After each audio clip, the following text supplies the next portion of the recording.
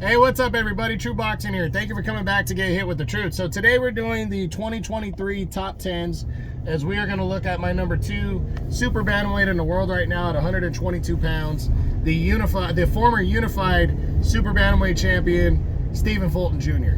Now, before we get into that, if you could smash the like button, leave a comment, subscribe to the channel, I really do appreciate any and all support that I can get as I continue to build my channel here. So 2020, entering the year, Stephen Fulton Jr. was the undefeated and unified WBC WBO champ, and he was the number 1 fighter in the division. He drops 1 spot from number 1 to number 2. There really wasn't any argument. You know, MJ Marajan Akhmadaliev had come up and was the previous number 1. But Fulton had passed him up over 2021 and 2022 with 3 strong victories over Angelo Leo, Brandon Figueroa to unified titles, and then defeating former unified champion Daniel Roman.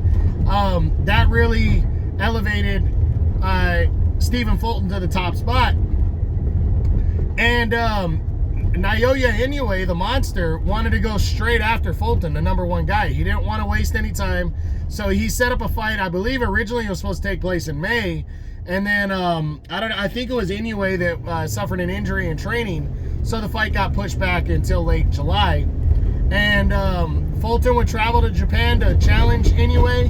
And Inoue would absolutely dominate Stephen Fulton. But it was funny. It was amazing because Stephen Fulton was widely viewed as the toughest opponent that Inoue would ever get in the ring with. His boxing ability, his his counter-punching ability, the fact that he was a naturally bigger fighter. A lot of people thought that was going to pose problems for Inoue, myself included, and I thought it was a 50-50 fight. I just felt like Inoue was going to figure out a way to win, but man, he absolutely dominated Stephen Fulton Jr., leaving no doubt, stopping him in 8 rounds, handing him his first loss, and Fulton, the remainder of the year, would not fight at all. So entering 2024, up in the air what Stephen Fulton wants to do. I really believe that Stephen Fulton could be making a move to 126. You know, there's solid PBC guys fighting at 126. Not really sure what he can continue to try to accomplish at 122 because, there's no way Inoue would fight him in a rematch, and now Inoue's the undisputed champion. So, there would be no sense in a rematch either. And he would have to build himself back up to that point anyways, because he really pushed back. When you get beat one-sided like that, they don't just throw you right back in the mix unless you're a big name. And Stephen Fulton's a solid name, people know him, and he's still good enough based on his accomplishments to be number 2 in the division.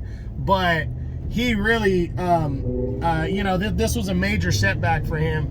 Or it could be a way for him to start over, and I think starting over at 126 might make more sense for him, unless he wants to get back on the grind at 122. But again, it's going to take time, and this year will be a bounce back year. If he moves to 126, he might get quicker attention into a world title fight. For instance, if Brandon Figueroa and Ray Vargas end up fighting in their mandatory fight for the WBC title, and say Figueroa wins and Stephen Fulton comes up and wins an eliminator right away, he could be setting up a rematch with Figueroa right away. Or Figueroa might just want to fight him anyways and right the wrong from the loss a couple years back. Figueroa was not happy about that. So I think there's potential there. But in terms of like big time potential, big time fights, I really believe it's the 126 would be the right move. Now, overall, he is the WBC's number 3 contender, so he is highly rated still at 122.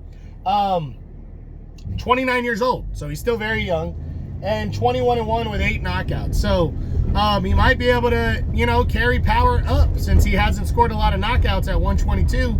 Maybe the weight's affecting him. So I personally feel that moving to 126 would be maybe the smarter move for Stephen Fulton, but we'll see what he decides to do. I just hope he comes back soon, because Stephen Fulton is a very good fighter.